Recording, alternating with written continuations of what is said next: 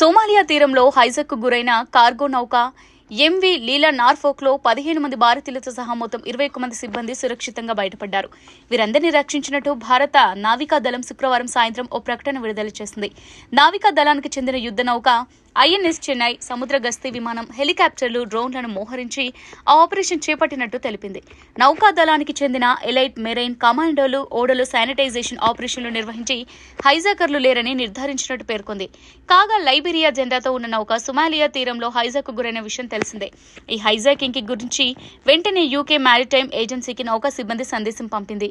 గురువారం సాయంత్రం గుర్తు తెలియని సాయుధులు నౌకలోకి ఆయుధాలతో అక్రమంగా ప్రవేశించి తమ ఆధీనంలోకి తీసుకున్నారని పేర్కొంది. ఇందులో దాదాపు 15 మంది భారతీయ సిబ్బంది ఉన్నారు. ఈ ఘటన గురించి సమాచారం అందిన వెంటనే భారత నౌకాదళం స్పందించింది. అక్కడ పరిస్థితులను చక్కదిద్దడానికి ఐఎన్ఎస్ చెన్నైను పంపినట్టు ఇండియన్ నేవీ పేర్కొంది. తాజాగా హైజాక్ గురైన నౌకలోని 21 మందిని రక్షించింది.